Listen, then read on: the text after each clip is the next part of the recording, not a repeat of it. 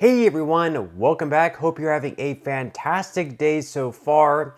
So checks worth up to $4,873 are going to be going out to certain beneficiaries of Social Security today.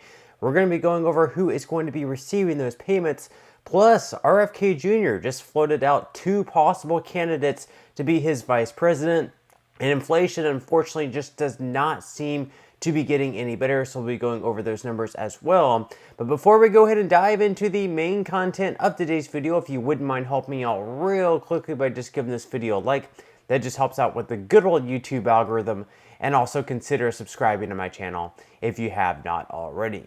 Plus, if you would like to receive up to $10,000 in free stocks or $10,000 in free cash, in the pinned comment below, I will be leaving a link to Moomoo. All you have to do is once you click on that link is just sign up for a free account and then deposit at least $100. At that point, Moomoo will be sending you over 5 free stocks worth, once again, all the way up to $10,000. And if you'd rather just have the cash, all you have to do is once you receive those free stocks is just sell them for what they're worth and then transfer the cash value right back to your bank account.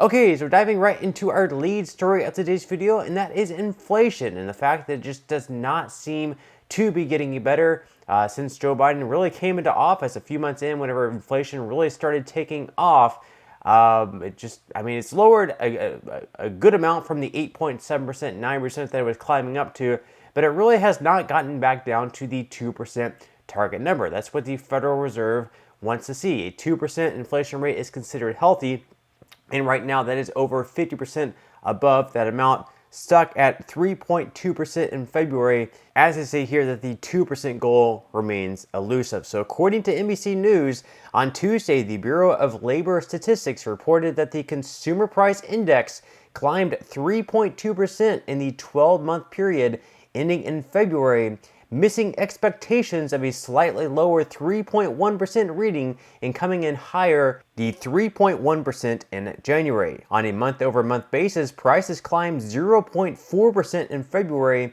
compared to 0.3% in January. That was in line with expectations, but the so-called core reading, which excludes volatile food and energy prices, came in at 0.4% above expectations for a reading of 0.3%. And according to Jason Furman on X, he said that core CPI came in high for the 8th month in a row. He said the annual rates for 1 month, 4.4%, for 3 months, 4.2%, for 6 months, 3.9%, and over the past 12 months, it's been at 3.8% for the core CPI. He said that for perspective, the 3, 6, and 12-month rates are higher than any time from 1992 through 2019, and inflation remains unusually high. So we have a few years into Joe Biden's presidency, and inflation just does not seem to really be cooling down to levels that we would expect, and that's really been the biggest problem for the Biden's presidency at this point. It's probably what he'll be known for, high inflation, and that may very well be the reason that Donald Trump gets elected once again in 2024. Now, in some other news, according to The Sun, we have Social Security payments going out today worth up to $4,873. Certain people are going to be eligible for these payments. We're going to be going over who in this article here by The Sun. So they say that millions of Social Security beneficiaries can snag their March payment worth up to $4,873 today. So COLA recipients with a birthday between the 1st and 10th of the month will get their money today on March 13th.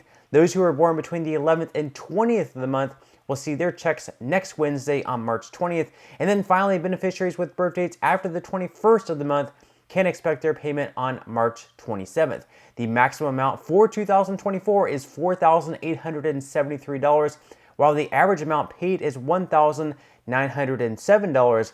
This year's payments are $58 higher on average than those sent out in 2023, thanks in part to the 3.2% cost of living adjustment. So let me know in the comment section below if you are going to be receiving those payments today. And then, of course, in some other news, we had yesterday, Robert F. Kennedy Jr. has not yet announced who his vice president running mate is going to be for the 2024 election, but two names were floated out there, two very popular names, in fact. We have both Jesse Ventura, who was the former governor of Minnesota, as well as a professional wrestler. And then, of course, Aaron Rodgers, the quarterback of formerly the Green Bay Packers. and now, of course, on the New York Jets. So definitely a couple of interesting names there. So according to NBC News, independent presidential candidate Robert F. Kennedy Jr. is considering a short list of candidates for his running mate that includes New York Jets quarterback Aaron Rodgers and former Minnesota Governor Jesse Ventura, NBC News confirmed on Tuesday. Kennedy said in an interview last month that he would most likely name his VP pick within the next 30 days. The self-imposed deadline passed in early March with no announcement. Rodgers endorsed Kennedy 70 last year after the two bonded over their opposition to COVID vaccines. On Tuesday afternoon, Rodgers reposted Kennedy's response to President Joe Biden's State of the Union address on X, saying, quote, "This is presidential." The Democratic National Committee bashed Kennedy's shortlist. They said, quote, "The Three Stooges reunion no one was asking for. It's no surprise this is the shortlist considering the conspiracy theorists doing the choosing," Democratic National Committee Senior Advisor Mary Beth Cahill said in a statement.